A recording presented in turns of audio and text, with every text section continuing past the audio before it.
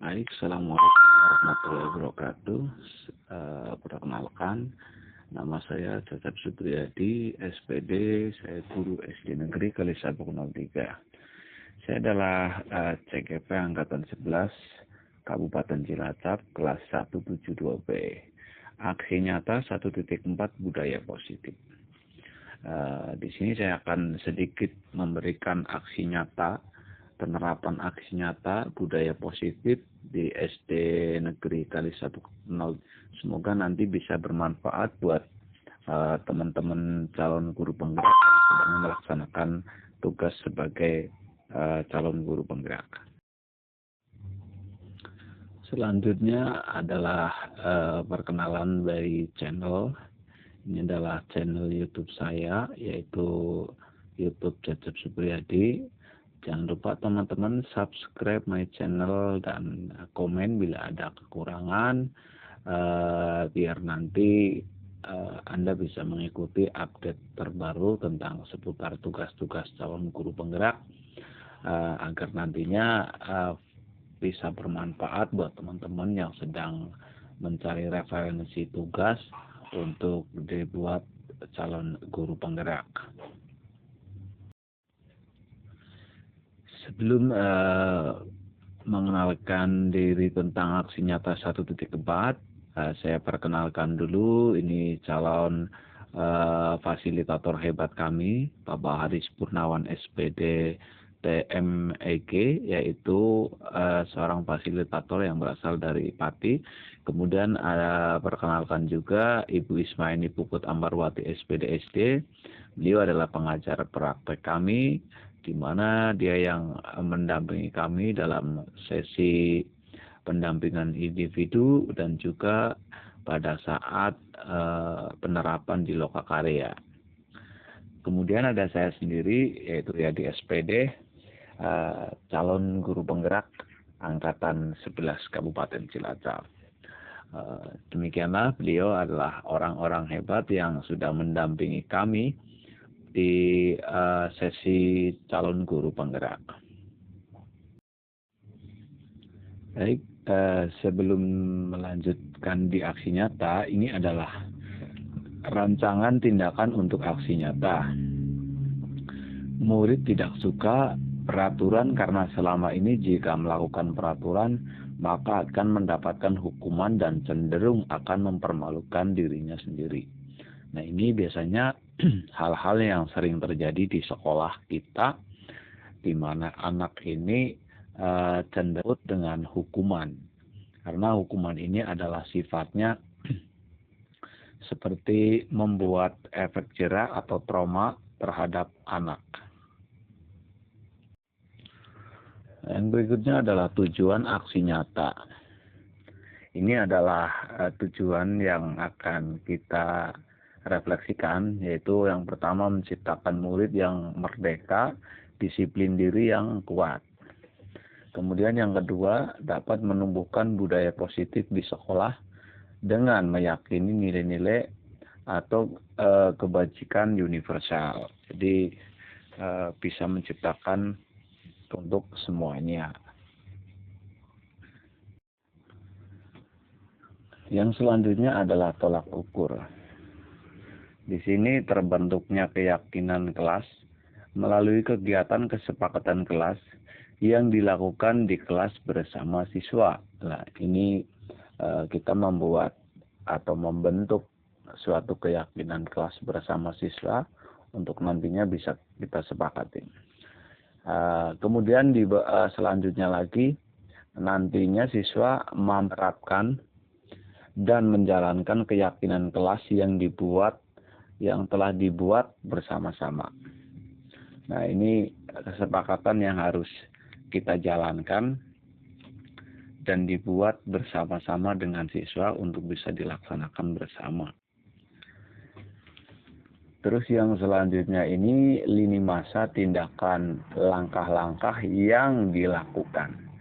Ini langkah yang akan saya lakukan untuk menerapkan budaya positif. Ini yang pertama, yaitu menghadap kepada kepala sekolah untuk menjelaskan pentingnya menanamkan budaya positif dan keyakinan kelas di sekolah. Nah, ini sangat penting ya, kita karena di sekolah kita wajib memberitahu kepada kepala sekolah. Kemudian yang kedua, mengumpulkan guru untuk melakukan diseminasi pemahaman materi budaya positif atau keyakinan kelas dan segitiga restitusi. Nah, ini juga beberapa peran penting ya. Jadi kita harus bersama-sama dengan rekan sejawat. Kemudian untuk selanjutnya kita bisa berkoordinasi dan berkolaborasi dengan wali kelas untuk membuat keyakinan kelas di kelas masing-masing. Nah, ini pentingnya setelah kita mensosialisasi, kita juga perlu menyarankan kepada masing-masing wali kelas untuk membuat kesepakatan kelas nantinya. Terus setelah itu kita memantau dan merefleksi dan mengevaluasi keyakinan kelas yang telah dibuat. Setelah kita buat keyakinan kelas, maka perlu dan penting kita mengevaluasi hasil dari kesepakatan kelas tersebut. Kemudian yang perlu kita perhatikan lainnya adalah dukungan yang kita butuhkan. Perlunya dukungan yang kita butuhkan yang pertama adalah dukungan dari kepala sekolah, dari rekan guru serta murid, agar tindakan yang telah disusun dapat berjalan dengan lancar dan menyeluruh. Nah, ini pentingnya dukungan-dukungan dari semua stakeholder, masyarakat, guru, rekan sejawat, serta murid. Ini sangatlah penting dan berperan. Kemudian yang selanjutnya yaitu sarana dan prasarana untuk menumbuhkan budaya positif di sekolah. Nah, ini salah satu penunjang juga ya, sarana dan prasarana tidak kalah pentingnya, seperti kita akan melakukan praktek dengan IT, entah itu dari komputer, dari LCD dan audio. Ini sangatlah penting untuk menunjang kita atau mensosialisasikan budaya positif. Kemudian peran orang tua dalam menanamkan budaya positif di rumah. Nah, ini tidak kalah pentingnya karena siswa itu lebih banyak di rumah daripada di sekolah.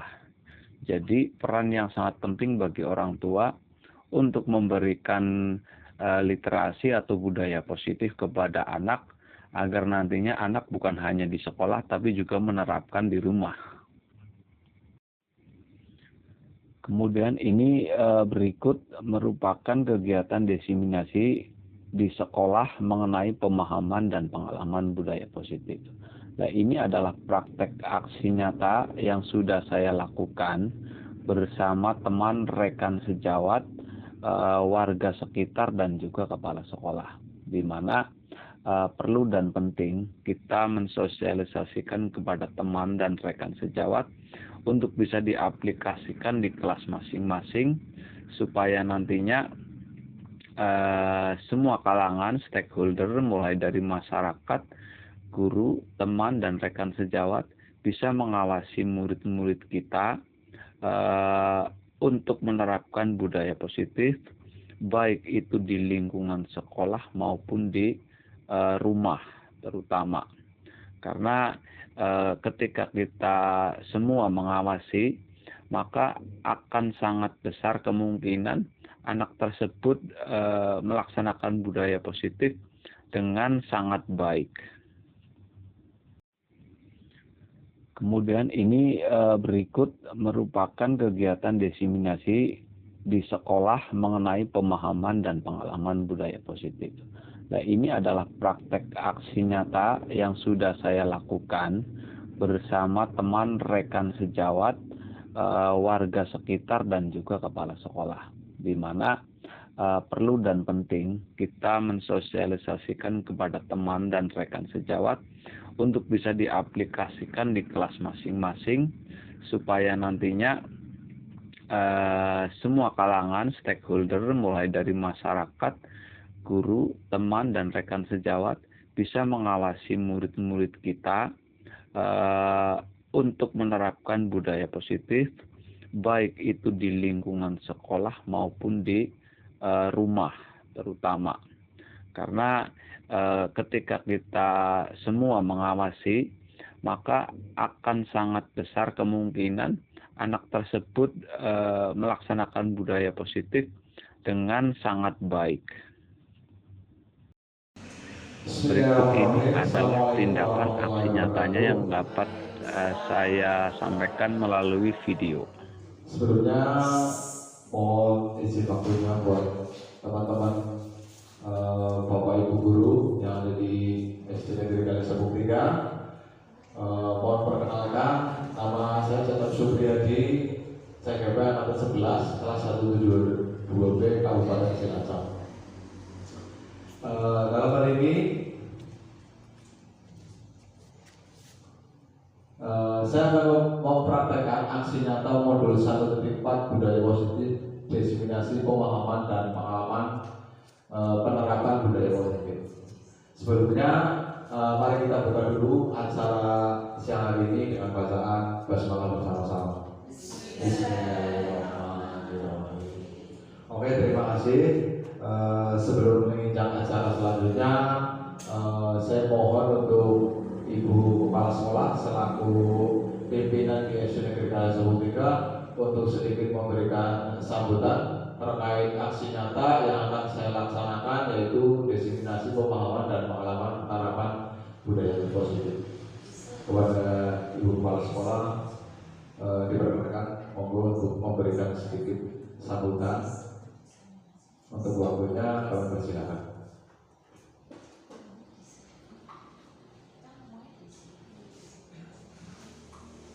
Assalamualaikum warahmatullahi wabarakatuh.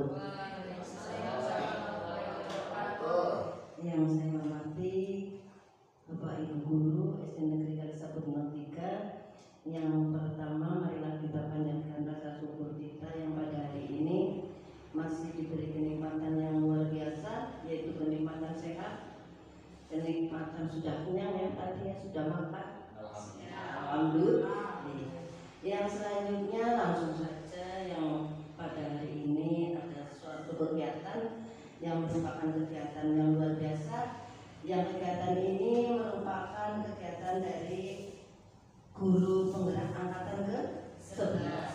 Yang dalam hal ini dia akan menyampaikan suatu diseminasi pemahaman dan pengalaman penerapan budaya positif yang merupakan aksi nyata ya. Aksi nyata berarti apa ya? Nyata ya, nyata dilaksanakan. Apa saja nanti yang dimaksud dengan budaya positif, monggo Bapak Ibu guru untuk menyimak dan memahaminya. Kalau nanti misalnya ada hal yang kurang paham, silakan bisa ditanyakan, bisa didiskusikan, sehingga pada kegiatan hari ini kita akan dapat menyimak dan menjadikan kita pengalaman, sehingga dapat diambil manfaatnya untuk kegiatan kita dalam pembelajaran. Ya, nanti kami mohon betul-betul Bapak Ibu menyimak, memahami, sehingga nanti kita semuanya, tidak hanya guru penggerak saja, jadi semuanya kita dapat melaksanakan di dalam KPK. Ya, semoga nanti acara ini kurang lebih 1 jam ya, kurang lebihnya 1 jam. Monggo supaya dapat dilaksanakan, supaya berjalan dengan lancar. Maksudnya tadi sudah dibuka ya, apa mau dibuka dengan doa? Tidak ya, cukup nanti saja ya. Semoga mari kita ikuti dengan sungguh-sungguh, dengan dipahami dengan betul-betul. Semoga acara ini berjalan dengan lancar. Amin. Sekian, assalamualaikum warahmatullahi wabarakatuh. Waalaikumsalam warahmatullahi wabarakatuh. Terima kasih kepada Ibu Kepala Sekolah yang sudah memberikan sambutan terkait kegiatan aksi nyata yang akan saya laksanakan di siang hari ini. Karena berhubung waktu sudah menunjukkan pukul 11:30 lebih, jadi langsung saya mulai saja ya. Untuk aksi nyata yang pertama yaitu tentang sebelumnya ini selamat datang dulu ini para guru-guru hebat yang sampai sekarang ini masih setia dan kuat untuk membimbing anak-anak kita semuanya.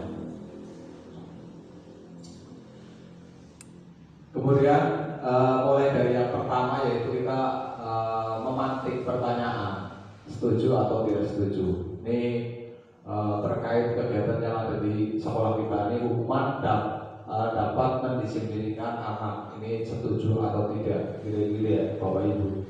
Setuju. Karena kalau punya salah kita hukum. Setuju ya.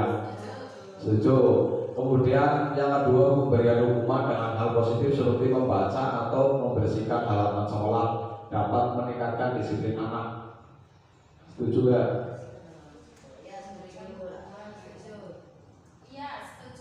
Setuju. Oke. Kemudian memberi penghargaan dapat meningkatkan motivasi belajar anak. Ini yang setuju ya? Penghargaan. Ya. Kurang setuju. Kurang setuju. Memberi penghargaan dapat meningkatkan motivasi belajar anak. Royalti lah ibaratnya juara siji nih. Piala atau apa. Sebenarnya ini kalau yang pertanyaan nomor 3 ya, kalau menurut saya pribadi, kalau menurut saya pribadi ini situasional, karena pemberian penghargaan kadang ya dapat memotivasi anak, tapi kadang membuat candu anak. Anggur diupai orang makan, ya kan? Kadang seperti itu. Jadi kita harus bisa memposisikan kapan anak dikasih royalti dan tidak begitu. Jadi tidak memberikan candu seperti itu Bapak Ibu. Terus kemudian kita lanjutkan lagi untuk paradigma ini, konsep utama modul budaya positif. Yang pertama yaitu perubahan paradigma belajar. Kemudian yang kedua ada disiplin positif, kebutuhan dasar manusia, motivasi perilaku manusia, hukuman dan penghargaan. Ini yang tadi kita bahas. Kemudian posisi kontrol guru terhadap anak, kemudian keyakinan kelas dan segitiga restitusi. Kemudian pembelajaran dengan paradigma ini yang pertama yaitu pembelajaran dengan paradigma baru dirancang berdasarkan prinsip pembelajaran yang terdiferensiasi sehingga setiap siswa belajar sesuai dengan kebutuhan dari tahap pengembangannya untuk mewujudkan profil pelajar Pancasila. Nah ini profil pelajar Pancasila yang kita terapkan untuk patokan atau panduan calon guru penggerak. Jadi calon guru penggerak harus mempunyai motivasi ke 6 profil pelajar Pancasila ini. Terus yang selanjutnya pelajar Pancasila beriman dan bertakwa kepada Tuhan Yang Maha Esa, dan berakhlak mulia, berkebinekaan global, gotong royong, mandiri, kreatif dan bernalar kritis. Nah ini kita ambil untuk sebagai visi sekolah biasanya ya. Ini kita terapkan ya, terutama bertakwa pada Tuhan Yang Maha Esa dan berakhlak mulia. Ini kita terapkan setiap hari seperti membaca Asmaul Husna dan sholat duha. Kemudian yang selanjutnya yaitu disiplin positif.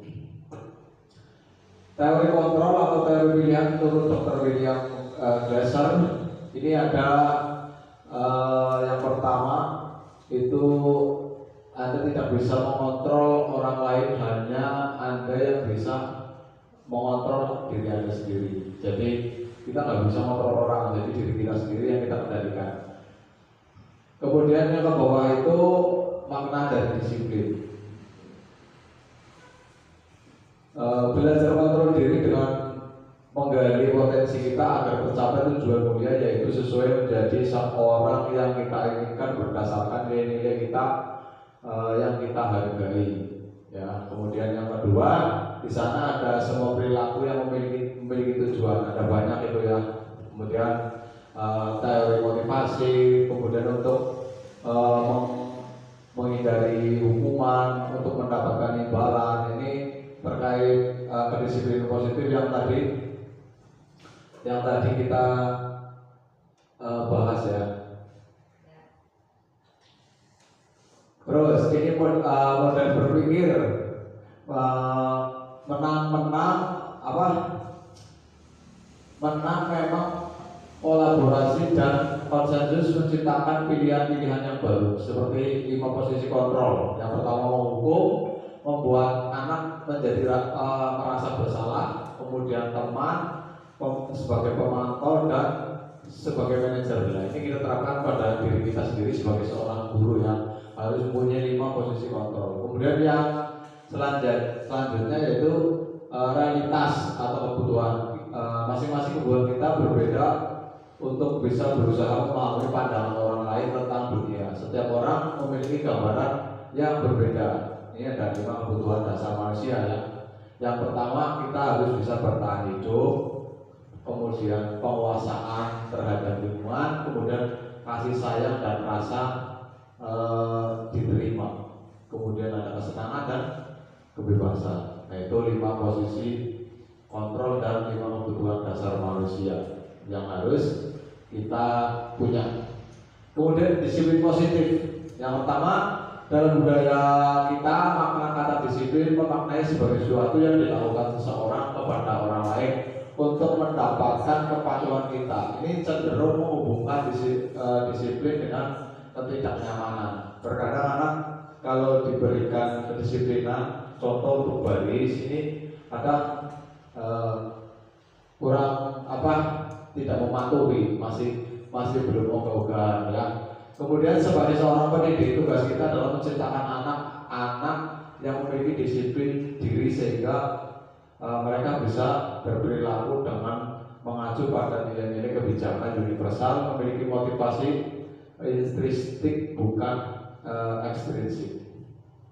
Kemudian selanjutnya, disiplin positif merupakan salah satu cara penerapan disiplin yang bertujuan untuk menumbuhkan kesadaran kita, memberdayakan anak untuk melakukan sesuatu tanpa sokongan, ancaman atau hukuman. Jadi anak buat kita seperti anak itu melakukannya dengan sendirinya tanpa disuruh, seperti itu ya. Kemudian ini kebutuhan dasar. Kebutuhan dasar manusia yang harus kita punya, yang pertama bertahan hidup. Jadi orang kalau udah nggak bisa bertahan hidup ya mati pasti ya. Kemudian kasih sayang dan rasa diterima. Nah, kemudian yang kedua penguasaan. Jadi kita harus menguasai lingkungan kita sendiri. Kemudian yang selanjutnya kebebasan. Nah, itu tidak harus selalu dikekang. Jadi kita harus mempunyai kebebasan walaupun hidup di lingkungan yang istilahnya sesuai aturan. Contoh kita sebagai ASN ya. Jadi walaupun kita sudah terkekang tapi masih bisa mempunyai kebebasan dan kesenangan. Dan ini termasuk kesenangan ini ya. Kadang lupa dikontrol. Selanjutnya ini kebebasan dan penguasaan yang sudah tadi kita ilustrasikan ke dalam sebuah gambar. Jadi gambaran hidup ya. Yang pertama itu kebebasan. Contohnya bebas. Masing-masing orang bisa mempunyai hobi atau mungkin kayak ibu kepala mungkin tadi hobinya nyanyi ya, atau mungkin bumi hobi makan kerupuk atau apa sebagainya ya. Terus kesenangan dan kasih sayang ya. Masing-masing orang pasti mempunyai hati, mempunyai rasa sayang. Kalau ada rasa sayang ya bahaya ya. Kalau dia senang masa senangnya lawan jenis, dunia ada senang sejenis kan bahaya. Kemudian kasih sayang ini bisa diterima di masyarakat ya. Ini masing-masing orang harus mempunyai rasa kasih sayang, terutama kepada orang-orang yang kita sayangi. Kalau kita sebagai seorang pendidik tentu saja harus sayang kepada murid-murid kita. Terus yang selanjutnya ini motivasi dan perilaku manusia. Yang pertama, motivasi merupakan dorongan yang timbul dari seseorang secara sadar dan tidak sadar untuk melakukan tindakan dengan tujuan tertentu. Nah, ini kita sering ya memotivasi anak untuk selalu kadang membuang sampah pada tempatnya. Ini kadang susah dilakukan, tapi dengan seiring kita sering memotivasikan kepada anak, biasanya perilaku tersebut akan jalan dengan sendirinya. Ini motivasinya motivasi apa? Ini contoh menghindari tindakan ketidaknyamanan dan hukuman siswa, melakukan tindakan kedisiplinan karena takut dihukum atau merupakan motivasi ekstrinsik.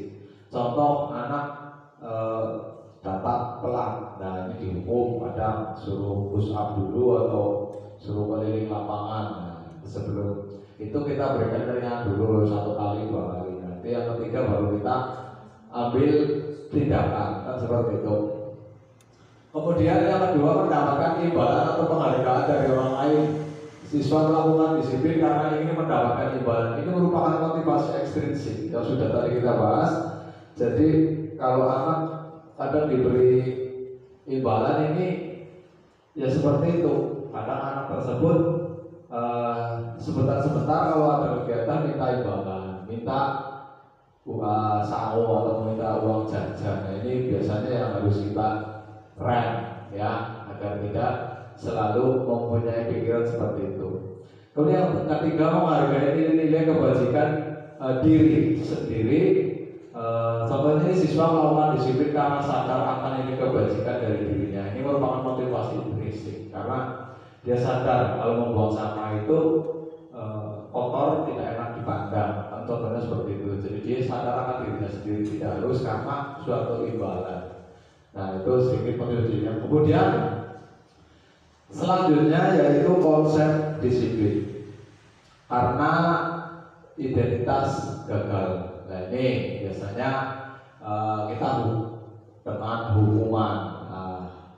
Kemudian menyakitkan, tidak nyaman, siswa takut karena dipaksa, siswa menyembunyikan kesalahan, siswa menjadi rendah diri. Nah, ini biasanya unsur yang kita terapkan hukuman.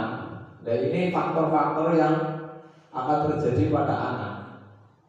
Kemudian kalau faktor seperti yang tadi kita memberikan royalti atau penghargaan, ini yang pertama tidak efektif, merusak hubungan sifat iri, mematikan kreativitas, menghukum dengan sistem ranking, dan merampas hak menghargai dirinya. Contoh, besok kamu kalau nilainya jelek nggak bakalan naik kelas. Nah, contoh seperti itu ya. Ini faktor-faktor penghargaan. Kalau penghargaan, besok kamu ranking 1 tak kasih bonus uang 100.000 misal, seperti itu. Biasanya itu yang sering dilakukan oleh orang tua ya, memberikan iming-iming kepada anak jika anaknya ranking 1. Untuk selanjutnya, konsep disiplin dengan identitas sukses. Nah, ini konsekuensi ya, penguatan jangka pendek. Perlu monitoring berkelanjutan stimulus respon siswa, menghormati peraturan. Nah, restitusinya, siswa bertanggung jawab atas perilakunya. Fokus pada pemecahan masalah jangka panjang. Siswa menghormati dirinya dan orang lain. Teori kontrol atau dirinya yang memegang kontrol. Siswa bersemangat memperbaiki kesalahan. Nah, restitusi ini pada intinya anak tersebut sudah memahami apa inti dari konsekuensi disiplin, kan seperti itu. Jadi paham betul makna dari disiplin ini untuk diri sendiri. Nah, ini konsep disiplin itu seperti itu. Jadi wajib kita terapkan bagaimana caranya mengubah anak dengan kesadaran dirinya menjadi disiplin tanpa harus kita suruh atau kita kontrol. Nah, seperti itu. Kemudian konsep disiplin restitusi. Pengertiannya, restitusi ini proses menciptakan kondisi bagi murid untuk memperbaiki kesalahan mereka sehingga mereka dapat kembali ke kelompoknya dengan karakter yang lebih baik. Ini menurut Gosen tahun 2004. Kemudian ciri-cirinya restitusi ini bukan menembus kesalahan, namun belajar dari kesalahan memperbaiki hubungan. Tawaran bukan paksaan, mencari kebutuhan dasar yang mendasari tindakan fokus pada karakter, bukan tindakan menguatkan dan fokus pada solusi. Kemudian ini restitusi dan hukuman, perbedaan contoh kasus. Siswa sering tidak mengerjakan PR, ini sering banyak terjadi di masing-masing kelas. Kalau kita terapkan hukuman di sini ya, ini guru menghukum siswa dengan hormat bendera 10 menit, ngadep tangan sholat yang bendera. Kemudian guru marah dengan para murid menjadi takut. Menghukum siswa untuk bersih-bersih halaman. Contoh datangnya tidak mengerjakan PR, karena halamannya dibersihkan. Gitu. Kemudian konsekuensinya ya atas hukuman ini, guru memberikan konsekuensi untuk mengerjakan PR saat jam istirahat atau dikerjakan 2 kali lipat. Guru dengan tegas dan siswa menghormati guru. Kemudian dari hukuman dan konsekuensi ini, restitusinya guru menanyakan keyakinan kelas, membantu siswa menyelesaikan masalahnya. Guru terbuka dan siswa menghormati dirinya dan orang lain. Jadi konsekuensi yang sudah dilakukan ini sebelumnya harus kita buat dulu kesepakatan kelasnya. Jadi apa konsekuensinya jika kita tidak mengerjakan PR. Jadi siswa itu membuat peraturannya sendiri, sehingga ketika anak melakukan kesalahan berarti dia melanggar apa yang sudah dia buat sendiri. Dan seperti itu. Kemudian yang selanjutnya teori motivasi, hukuman dan penghargaan restitusi. Yang pertama, mencatat 100 kali dalam buku kalimat saya tidak akan terlambat lagi karena terlambat ke sekolah, datang terlambat ke sekolah. Kemudian lari mengelilingi lapangan basket 2 kali karena terlambat hadir di sekolah. Murid diminta push up 15 kali karena tidak menggunakan masker. Kemudian menggantikan kertas tugas teman yang telah dicoret-coret, membersihkan tumpahan air di meja karena tersenggol pada saat belajar. Nah, ini kita akumulasi yang pertama. Kalau mencatat 100 kali ini termasuk hukuman ya. Kemudian lari mengelilingi juga hukuman. Murid diminta push up dengan hukuman. Kemudian menggantikan kertas teman. Nah, ini konsekuensi. Jadi karena anak sudah merusak ya, jadi konsekuensinya harus mengganti. Kemudian membersihkan tumpahan air di meja. Ini juga konsekuensi. Membersihkan, suruh ngepel. Murid disuruh mengenakan sepatu seharian di sekolah karena tidak mengenakan sepatu hitam. Ini termasuk hukuman. Contohnya ketika kita upacara bendera ya, sangat-sangat kelihatan anak tidak seragam dengan yang lain. Kemudian pada saat pelajaran kejokan disuruh lari mengelilingi lapangan basket karena terlambat 10 menit. Nah, ini konsekuensi. Jadi sebenarnya bisa masuk hukuman juga ya. Ini terkait teori restitusi, motivasi dan hukuman. Mungkin Bapak Ibu ada yang punya pengalaman, bisa bersharing di sini ya.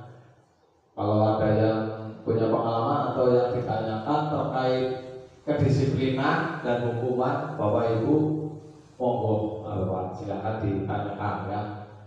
Ada? Tidak ada? Kalau tidak ada kita lanjutkan. Kemudian 5 posisi kontrol. Nah, ini guru harus mempunyai 5 posisi kontrol. Yang pertama sebagai penghukum. Jadi anak ya ini diberi hukuman ketika melakukan kesalahan. Kemudian yang untuk kedua, dibuat anak menjadi merasa bersalah.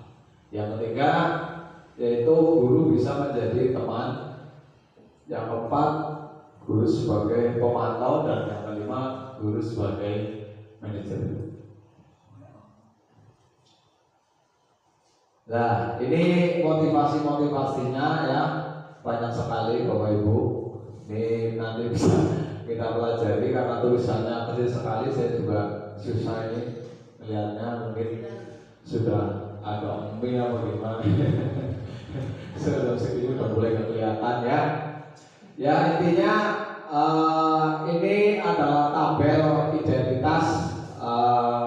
identitas kegagalan ya, yang ini. Kemudian yang ini identitas keberhasilan. Kemudian yang ini identitas berhasil atau tidak. jadi mengontrol sebagai manajer ya. Jadi manajer ini fungsinya sebagai pengontrol. Nah, di sini ada fungsi guru sebagai teman. Ini ada salah satu, kita contohkan salah satu saja.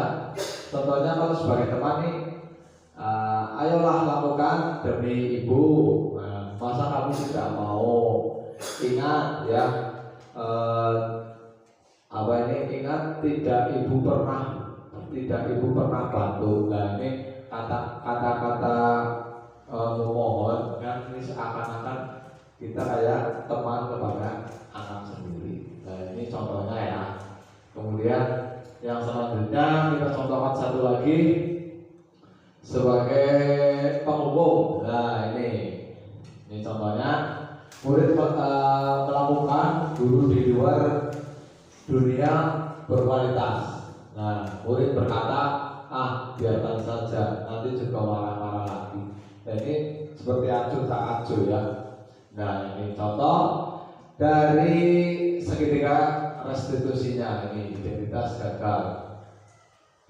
Kemudian kita lanjutkan lagi ke perbedaan contoh kasus siswa sering datang terlambat ke sekolah. Yang pertama kita kenakan hukuman ya, patuh aturan sekolah, kemudian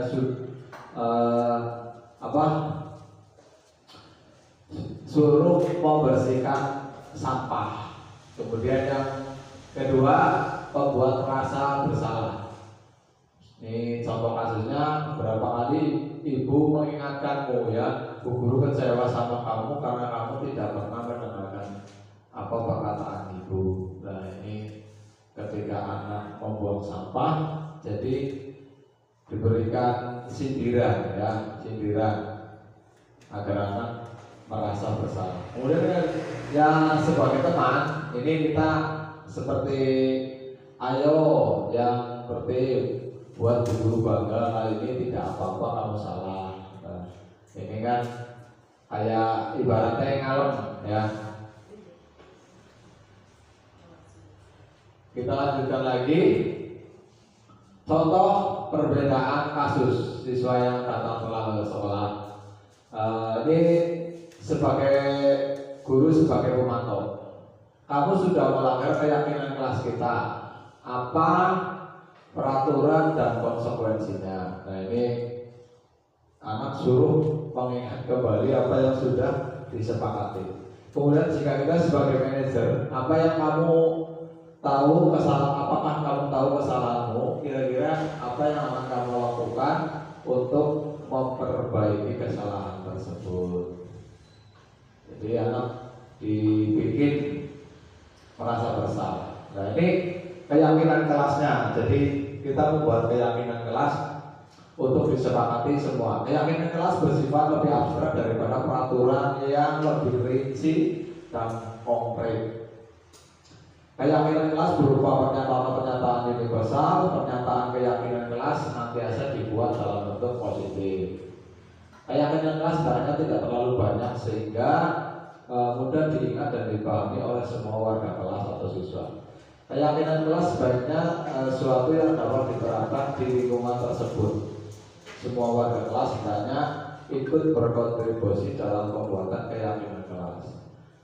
Lewat kegiatan curah pendapat, bersedia meninjau kembali keyakinan kelas dari waktu ke waktu. Nah ini Bapak Ibu harus membuat keyakinan kelas sebagai peraturan yang akan disepakati di kelas ketika anak melanggar keyakinan di kelas. Konsekuensinya sudah tahu sendiri karena siswa membuat peraturannya sendiri. Contoh ini keyakinan kelas yang sudah dibuat. Ini bagaimana pembentukan keyakinan kelas. Ini melibatkan semua warga kelas ya. Kemudian sesuaikan dengan kondisi kelas dan sekolah agar mudah diterapkan. Berupa pernyataan universal lebih abstrak dari peraturan. Nah ini contoh yang sudah saya lakukan, kegiatan membuat keyakinan di kelas 6. Ini berdiskusi tentang peraturan, kemudian merumuskan peraturan menjadi keyakinan. Yang kedua, anak disuruh menuliskan kertas pos Kertas pos untuk menempelkan keyakinan kelas di depan. Jadi nanti masing-masing anak membawa kertas pos itu.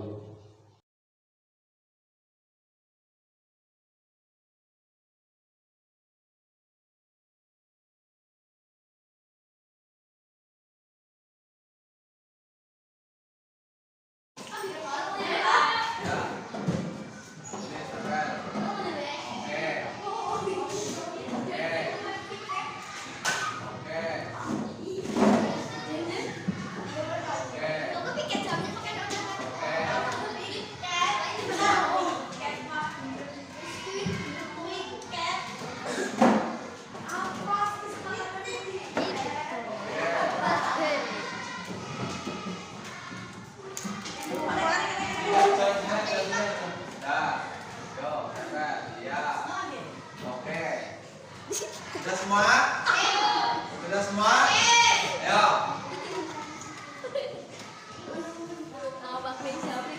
Baik. Sekarang kita baca satu-satu, ya. Ini dari Rajasa. Ini piket, ya. Ada berapa yang piket ini ya? Yang piket nanti dijadikan satu, dua. Mana lagi? Sudah ya, 2 orang saja ya. Ya, ini ya, kembali. Melaksanakan piket ya.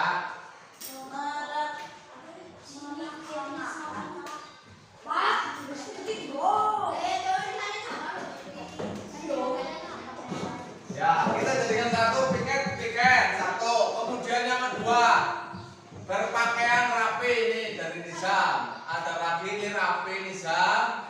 Terus Amanda rapi, apalagi sama-sama lagi. Sudah ya. Oh ini Rafa juga sama. Ini nggak ada namanya. Asif ya tadi terakhir ya, bukan? 1, 2, 3. Ini berpakaian rapi.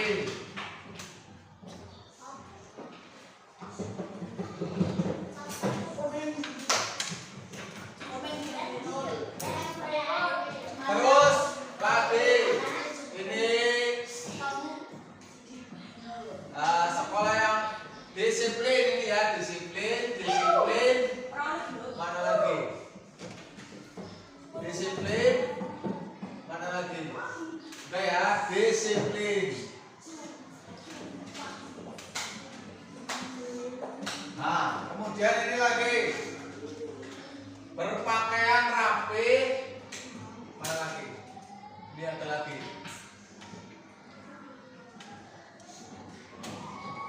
Tapi sudah satu saja.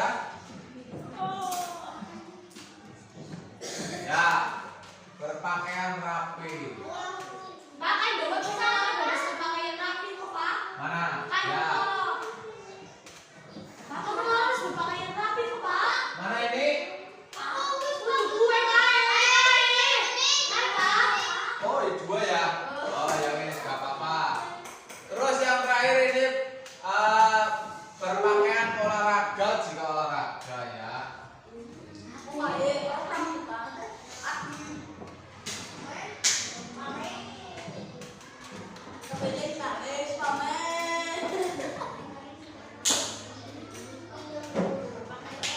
Sudah, terus yang terakhir apa ini? Tidak boleh membuli orang lain. Oh ya, tidak boleh berkelahi. Berarti tidak boleh membuli ya.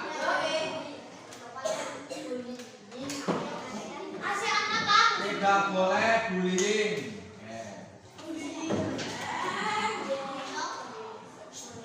Baik, ini kesepakatan sekolah. Jadi Pak, ini mulainya mau dibaca. apa? Oh, bukan ini ya. Mulainya mau dibaca. Oh, ini punya Intan.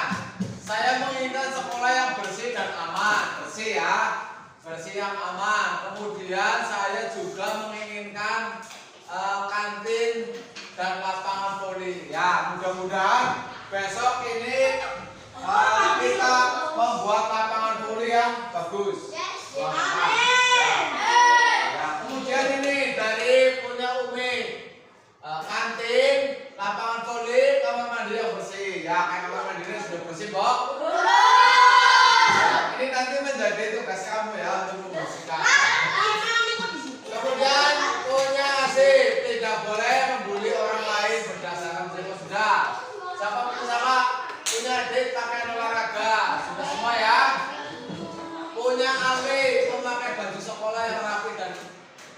ya. Ini kalian sepakati. Nanti kalau kalian melanggar berarti ada konsekuensinya. Karena kamu sudah menulis sendiri apa yang harus disepakati menjadi seorang siswa. Ya.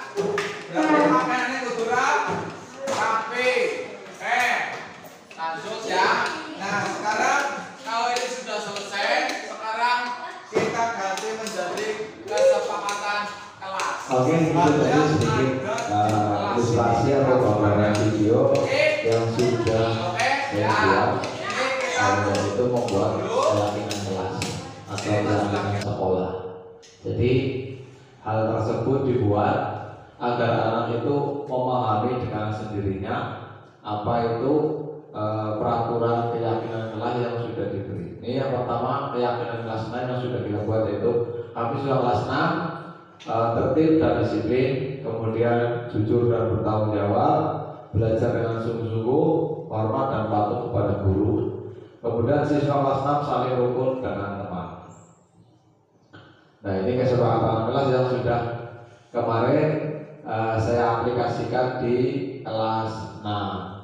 Dan yang selanjutnya ini segitiga restitusi. Tahapannya yang pertama, menstabilkan identitas kita semua akan melakukan hal yang bisa kita lakukan. Jadi yang kedua ini memvalidasi tindakan yang salah. Semua perilaku yang memiliki alasan, kemudian menanyakan keyakinan, atau kita semua memiliki motivasi internal. Nah, ini menstabilkan identitas yang pertama. Bagaimana dasar dari segitiga restitusi bertujuan untuk mengubah identitas anak dari orang yang gagal karena melakukan kesalahan menjadi orang yang sukses. Anak yang melanggar peraturan karena sedang mencari perhatian adalah anak yang sedang mengalami kegagalan. Dia mencoba untuk memenuhi kebutuhan dasarnya, namun ada benturan. Kalau kita mengkritik dia, maka kita akan membuatnya dalam posisi gagal. Kalau kita ingin menjadi reflektif, maka kita harus meyakinkan si anak. Ya, contoh tadi lah pada yang sudah kita alami di sekolah, anak susah untuk berkoordinasi dengan teman, atau ibaratnya lama berinteraksi dengan teman. Ini berbuat merasa salah tidak apa-apa, ya. Setiap manusia tidak ada manusia yang sempurna. Kita bisa menyelesaikan masalah ini. Nah, contoh itu nasihat-nasihat yang kita buat dengan segitiga restitusi. Selanjutnya kita memvalidasi. Setelah tadi melawan tindakan, sekarang validasi. Biasanya guru menyuruh anak untuk menghentikan sikap yang tidak baik. Baik teori kontrol menyatakan bahwa resep itu tidak manjur. Mungkin tindakan guru dengan memvalidasi sikap yang tidak baik seperti bertentangan dengan aturan yang ada. Namun sebetulnya tujuan itu untuk menunjukkan bahwa guru memahami alasan di balik tindakan murid. Restitusi tidak menyarankan guru berbicara di depan murid bahwa melanggar aturan adalah sikap yang baik. Tapi dalam restitusi guru harus memahami alasannya dan paham bahwa kita setiap orang pasti akan melakukan hal yang baik di waktu tertentu. Sebuah pelanggaran aturan seringkali memenuhi kebutuhan anak atau penguasaan power, walaupun seringkali bertabrakan dengan kebutuhan yang lain, yaitu kebutuhan akan kasih sayang dan rasa diterima atau cinta, ya. Dan kalau kita tolak anak yang sedang berbuat salah, dia akan tetap menjadi bagian dari masalah. Namun bila kita mempunyai alasannya melakukan sesuatu, maka dia akan merasa dipahami. Contoh ilustrasinya seperti ini. Padahal kamu bisa melakukan hal yang lebih buruk dari ini. Kamu pasti punya alasannya melakukan hal tersebut. Jadi kita memvalidasi kenapa anak tersebut melakukan hal seperti itu, ya. Jadi intinya membuat anak memvalidasi. kemudian kita tanyakan keyakinannya.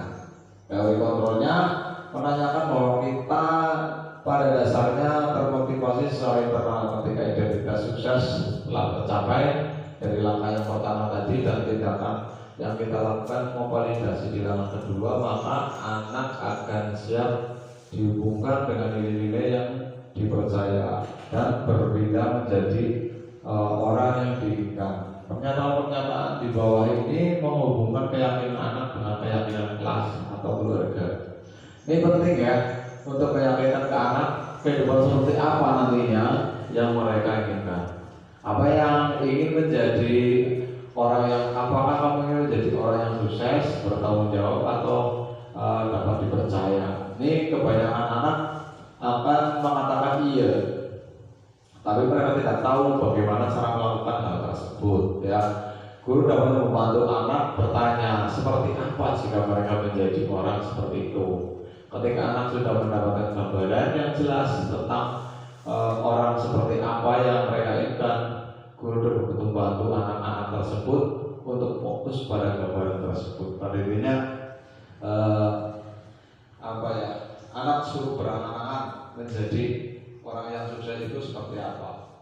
Sebenarnya tahu, cuma nggak ngerti jalannya. Bayangkan kita tentang kelas yang ideal, kelas yang bersih. Kamu jadi orang yang seperti apa? Kan seperti itu. Selanjutnya contoh penerapan segitiga restitusi. Ini contoh penerapannya ya, sedikit ilustrasinya. Siswa datang terlambat ke sekolah. Pada hari Kamis pelajaran Kenyasgas, Novel datang terlambat ke sekolah. Ia datang saat jam pelajaran sudah dimulai.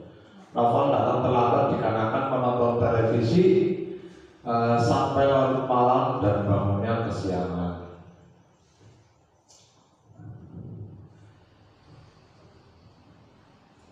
Nah, ini contoh gambaran ilustrasinya.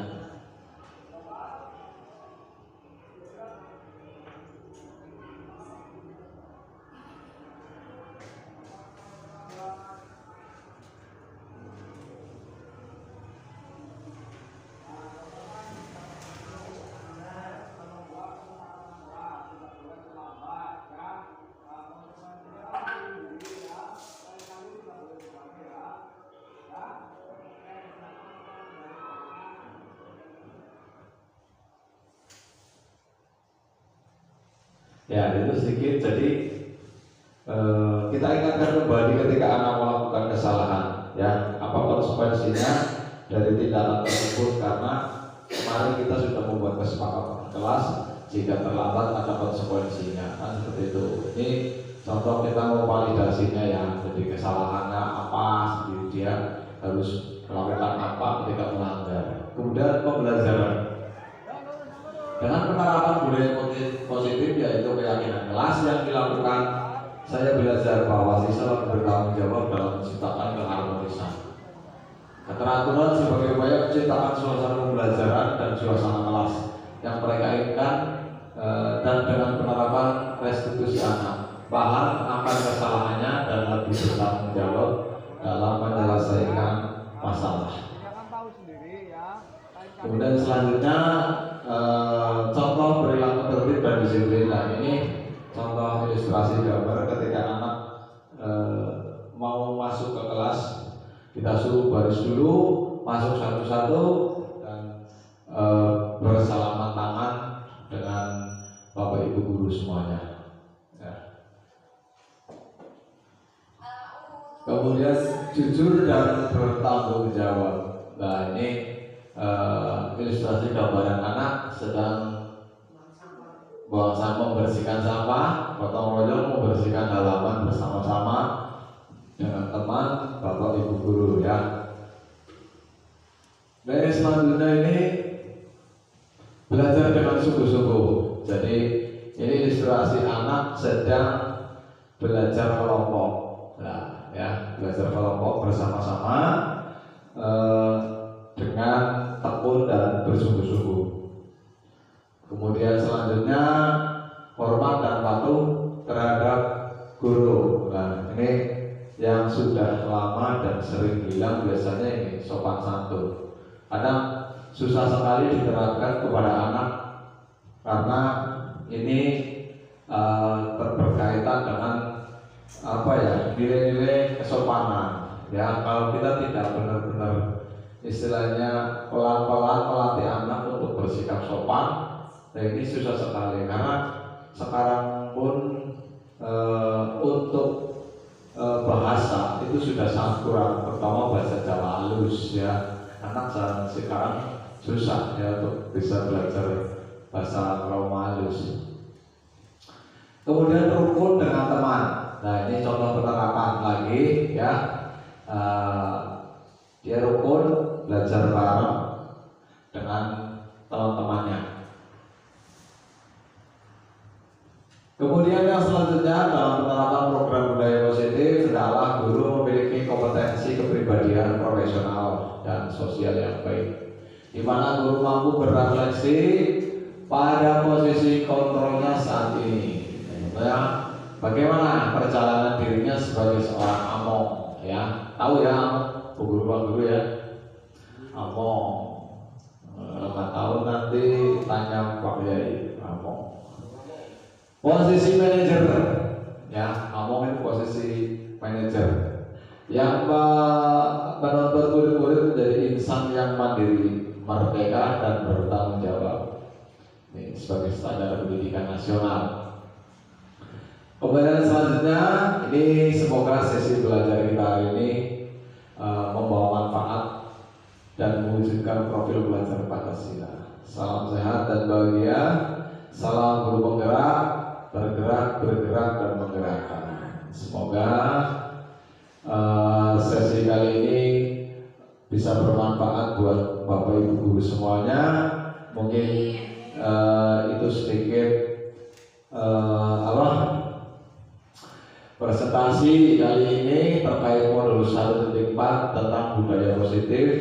Bila sebelum sesi ini kita tutup, Bapak Ibu bahwa ada pertanyaan terkait kesepakatan kelas atau mungkin hal-hal yang perlu ditanyakan Bu Guru, monggo nanti kita bisa sharing di sini. Adakah yang ingin berbagi cerita? Ada? Oh, oke. Lanjut saja berarti ya. Kalau tidak ada, berarti semua paham. Mudah-mudahan besok bisa menerapkan terkait budaya positif yang ada di sekolah kita. Oke, mungkin itu sedikit yang dapat saya sampaikan terkait diseminasi positif hari ini. Mudah-mudahan bisa bermanfaat untuk kita semua, bisa bermanfaat untuk sekolah kita menjadikan lebih baik dan murid-murid kita menjadi lebih patuh dan sopan. Mungkin itu sedikit. Terima kasih sebelumnya. Sebelum acara kami tutup, monggo saya minta tolong Pak Kiai untuk menutup dengan doa sedikit ya terkait hari ini. Monggo Pak Kiai, waktu dan tempatnya saya persilakan dan sedikit memberikan refleksi terkait kegiatan saya hari ini. Terima kasih. Oke, terima kasih. Assalamualaikum warahmatullahi wabarakatuh. Sedikit refleksi bahwasanya terkait dengan materi yang telah disampaikan oleh Pak Guru Cecep Supriyadi pada kesempatan hari ini ternyata luar biasa.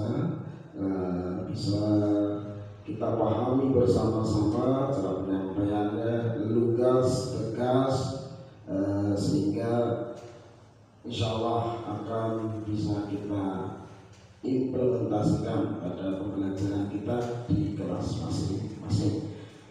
Selanjutnya kita berharap semoga nanti kita selalu menggunakan taufik hidayah Allah Subhanahu wa taala, pertolongan dan petunjuk sehingga kita bisa melaksanakan tugas dengan amanah, dengan baik sehingga mendatangkan barokah di kemudian hari. Ala hadhihi niyyah wa kulli niyatin shalihah. Al-Fatihah. A'udzubillahi minasyaitonir rajim. Bismillahirrahmanirrahim. Alhamdulillahirabbil alamin arrahmanirrahim maliki yaumiddin. إياك نعبد وإياك نستعين اهدنا الصراط المستقيم صراط الذين أنعمت عليهم غير المغضوب عليهم ولا الضالين. Terima kasih, cukup sekian. Assalamualaikum warahmatullahi wabarakatuh. Oke, terima kasih Bapak Ibu hebat. Sebelumnya mohon maaf bila mengganggu waktunya Bapak Ibu semuanya. Saya akhiri pertemuan hari ini. Wabillahi taufiq wal hidayah. Assalamualaikum warahmatullahi wabarakatuh. Bismillahirrahmanirrahim. Assalamualaikum warahmatullahi wabarakatuh. Sebelumnya mohon izin waktunya buat teman-teman Bapak Ibu guru yang ada di SD Negeri Kalisabung 3. Mohon perkenalkan, nama saya Catat Supriyadi, saya kebetulan angkatan 11 kelas 172B Kabupaten Cilacap. Dalam hal ini saya akan mempraktekkan aksi nyata modul 1.4 budaya positif, diseminasi pemahaman dan pengalaman penerapan budaya positif.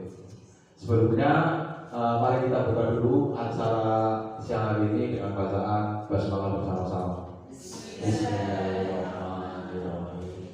Oke, terima kasih. Sebelum menginjak acara selanjutnya, saya mohon untuk Ibu Kepala Sekolah selaku pimpinan di SD Negeri Kalisabung 3 untuk sedikit memberikan sambutan terkait aksi nyata yang akan saya laksanakan, yaitu Terima kasih.